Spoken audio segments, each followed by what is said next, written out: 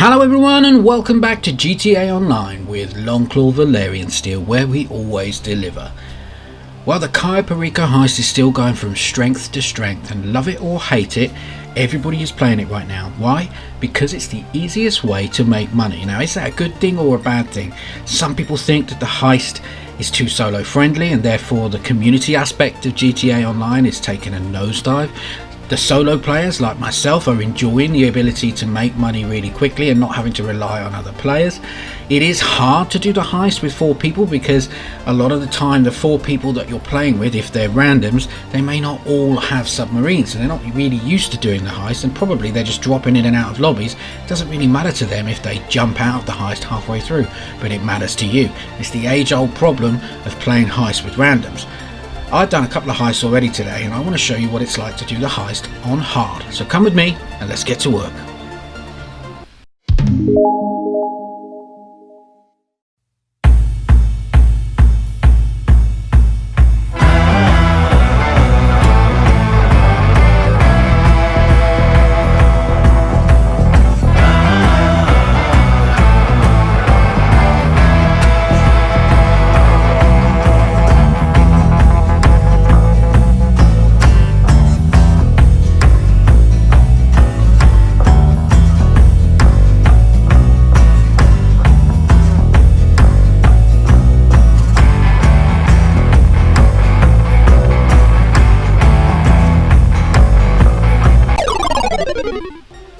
So I finished the heist this morning and I went back to my submarine as soon as I was able and started the heist again, and you can see it forced me into a hard active mode, meaning that the guards are still on red alert on the island. And I was wondering, what does that actually mean, and how does it affect the solo player if it's set to hard? Certainly the setup missions were exactly the same, there was no difference there. I managed to complete all of the setups, including all of the disruption stuff, within about 45 minutes, just over 45 minutes maybe. And so far I've got into the heist exactly the same way. I'm going through the drainage tunnel. But I want to know, what does it mean if the heist is set to hard? I'm guessing it's going to mean that there's more guard activity. Maybe the guards are a little harder to kill. Maybe the stealth awareness might be slightly higher, so they might be more alert to someone creeping around.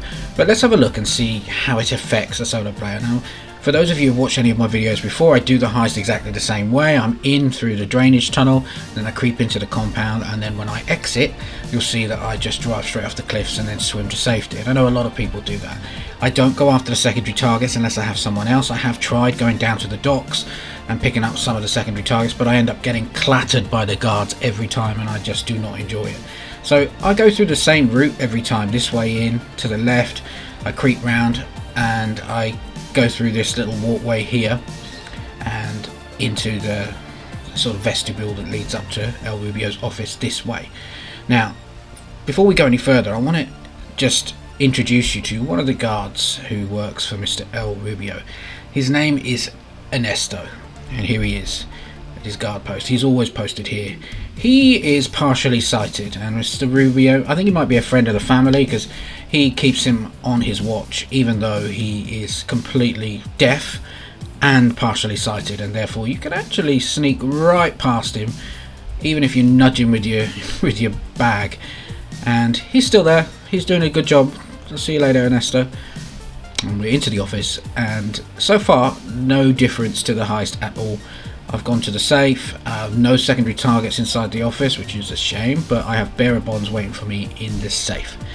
Now, the first change that I notice is that there are 4 fingerprint clones to run through, which is hard if you are not so good at running the fingerprint clone. Usually it's 3, but 1 extra, does it really make that much difference? I mean, I knocked it out pretty quick.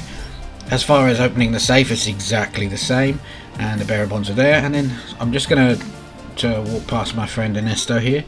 He won't mind if I just walk past. He will not even be alerted to the fact that I've just walked past him, having robbed his boss, who's actually shouting over the tannoy as we speak, saying, "What the hell's going on? Why are you guys so rubbish?" And then I have the keys, so I'm going to walk through this gate, and just to the right is the main exit, which is how I always exit. And I've talked about it before being just about checkpoints in this heist. You just need to get to that yellow marker in front of the gate. Even if the guards are firing at you, and on this occasion there was no guard activity. And here we go, straight over, because I did not alert anyone, we are straight into the sea, and we will swim for safety. So, because I completed all the disruption missions, there is no major difference to a hard heist, except the fact that you have 1 life when you're playing on normal mode, and you have 0 lives. So if you get killed at any point during the heist, it goes all the way back to the last checkpoint. Thank you very much for watching this video. Please like and share with all your friends. Please subscribe to the channel, hit that bell to stay in touch, and check out the channel for more content on Assassin's Creed Valhalla stories and Cyberpunk 2077 Night City stories. Available now. Take care, stay safe, and I'll see you soon.